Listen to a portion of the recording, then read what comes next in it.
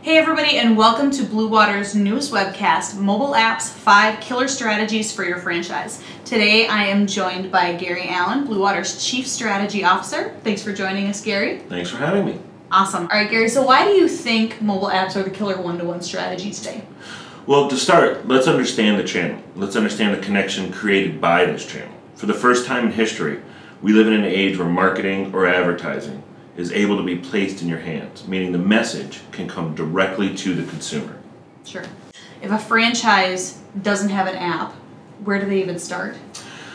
Well, let's first start with some information, right? This wouldn't be an informational webcast if we didn't have some stats for Absolutely. you. 75% of mobile users use their device for the purpose of shopping.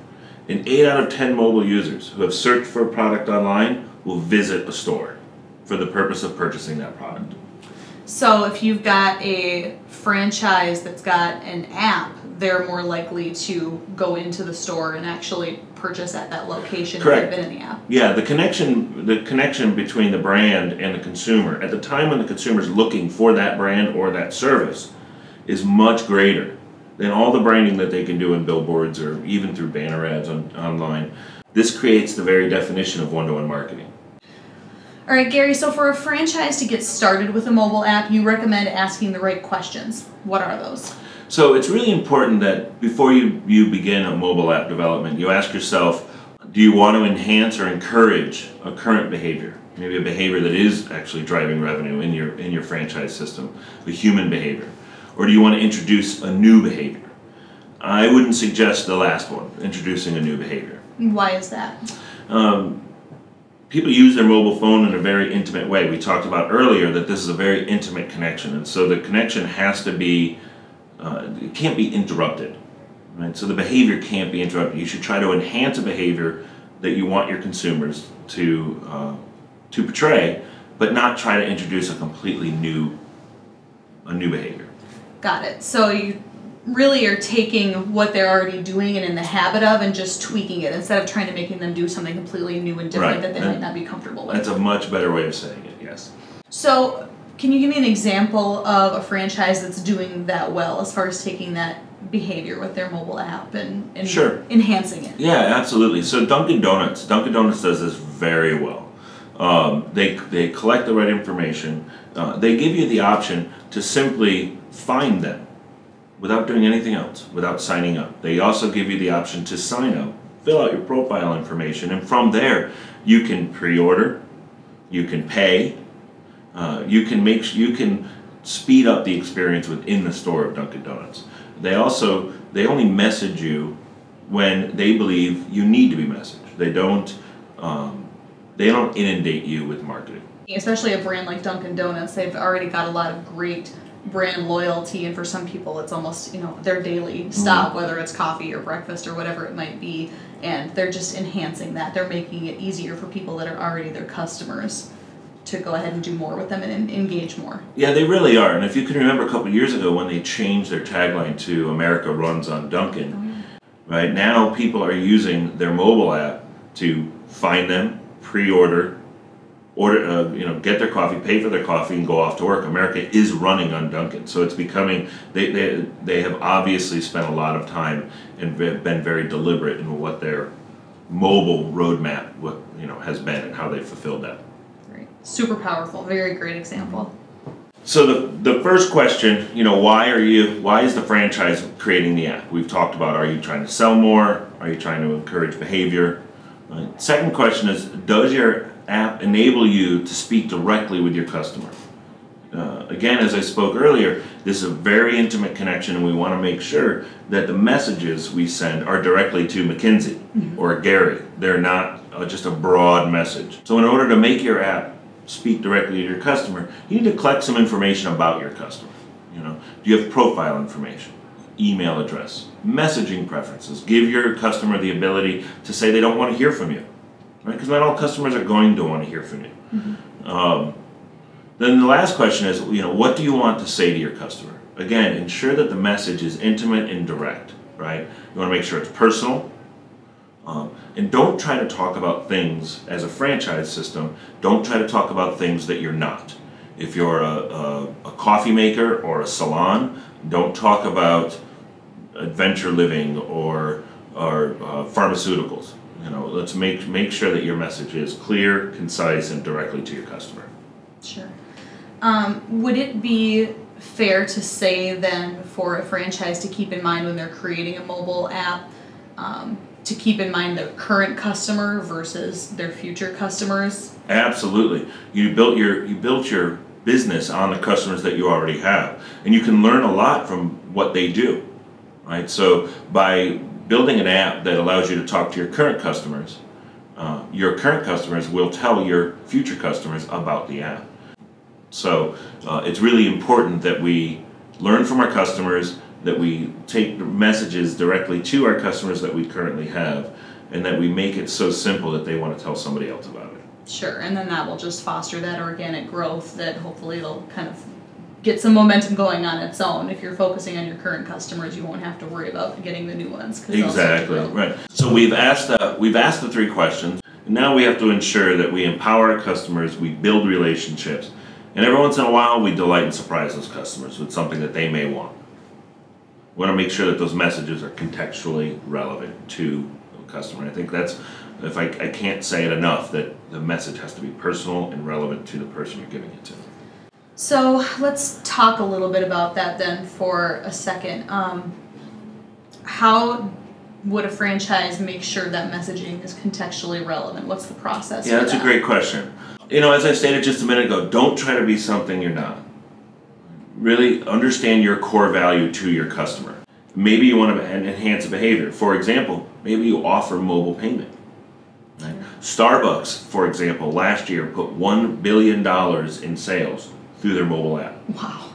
Right? And if you thought about it 2 or 3 years ago, who the heck would think to pay for coffee with their mobile phone? Yeah, that wouldn't have been a thing, probably. Exactly, right? So, and make your apps real-time and interactive. For example, if you have multiple locations, put a location finder on there. Let people know that they are close to whatever they want from your product, from your brand. Car care. Car care is a great example of this, right? I need an oil change. I would like to see an offer for an oil change, right? Also, if that car care center has an app that allows me to track when I've gotten my oil changes, yeah, right, or other work that I've done, right, and allows them to talk to me directly about the progressive nature of a car care relationship. Those are all things that are going to be contextually relevant to the service that I'm looking for from the brand that I'm looking at. So in essence, it sounds like what you're saying is the key to contextual relevancy is really to have that user-first mentality and think about what your customer wants, what's going to be useful to them, solve their problem, how they want to be communicated to. Absolutely right. Right message, right time, right place, right channel. All right, so coming off of the topic of contextual relevancy, really we're talking about personalization, right? So how can a mobile app address or leverage personalization, especially in the franchise space? Well, that's a great question. It's important for us to remember that there's a new level of personalization that every consumer expects today. They want to be called McKinsey. They want to be called Gary. So the best practices in this area are very important. One of them is the concept of an inbox inside your app. Okay. So if you think of Facebook or even Twitter, right, messages, direct messages to you via your mobile phone from a Facebook friend or a Twitter follower happen to the side of the actual functionality of the app. Okay. Right? So you have the option of reading them or not reading them. You have the option of interacting or not interacting, interrupting or not interrupting.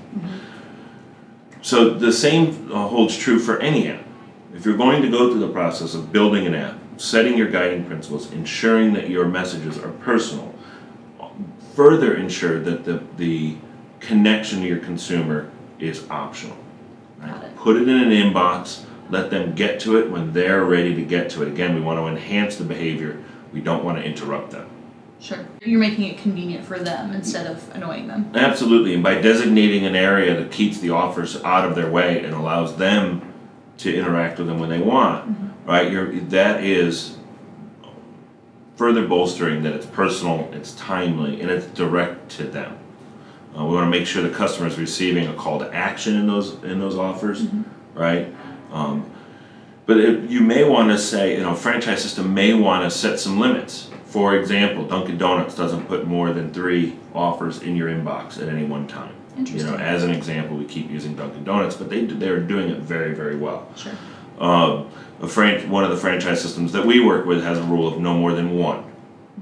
Right? 1 offer. That doesn't mean you can't put in other content in that inbox, but you don't want your mobile app to simply be a coupon distribution system. Right.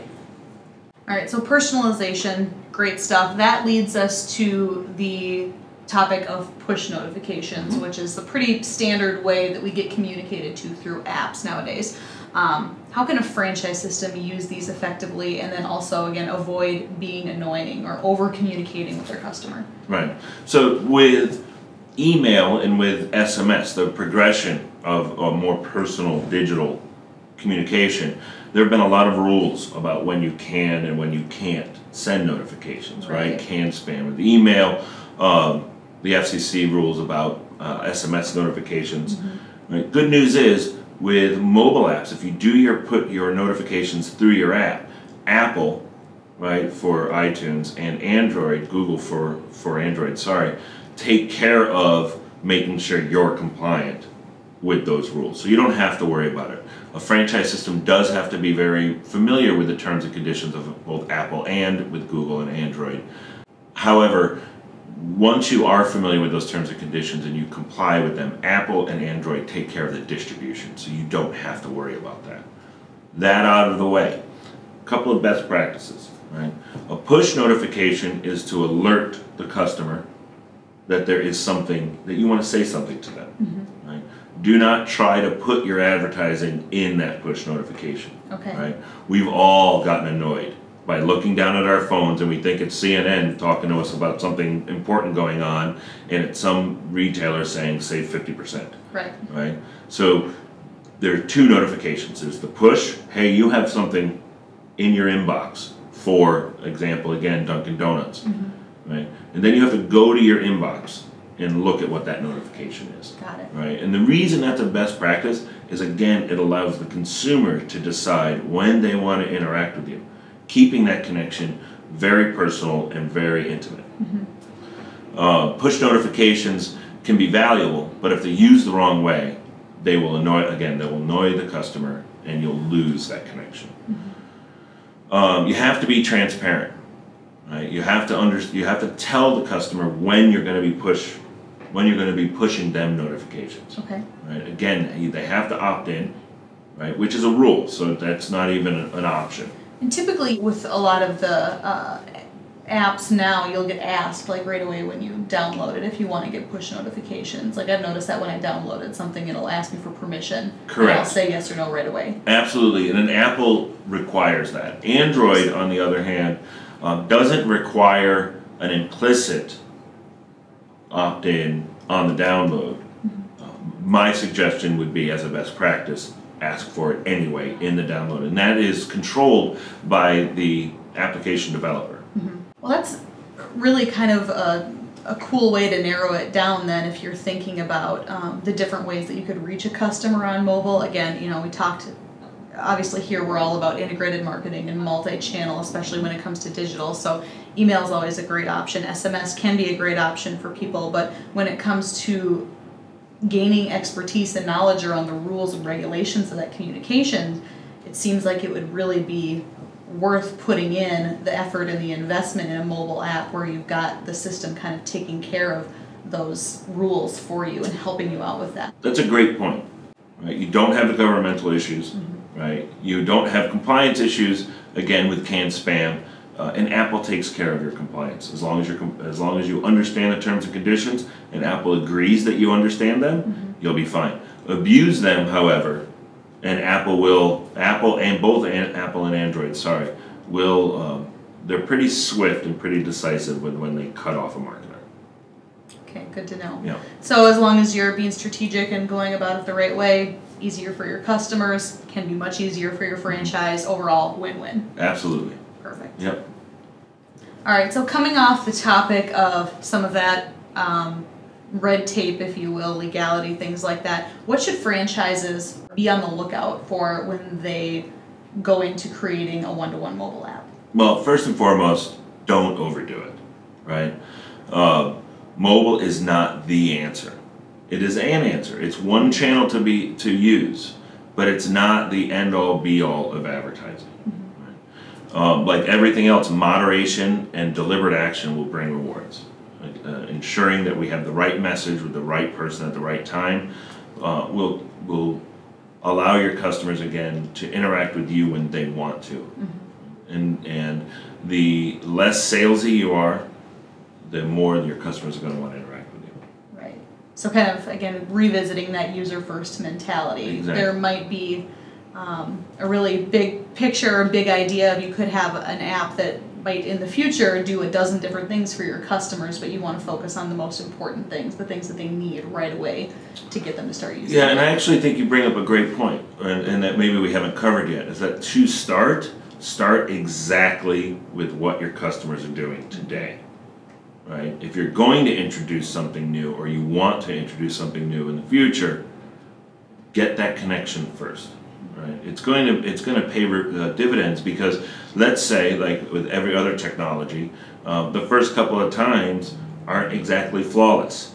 Right? If you already have that connection with the customer, they'll give you the benefit of the doubt. They'll understand that you're trying to be a fast mover in a new market, and they'll give you a second chance.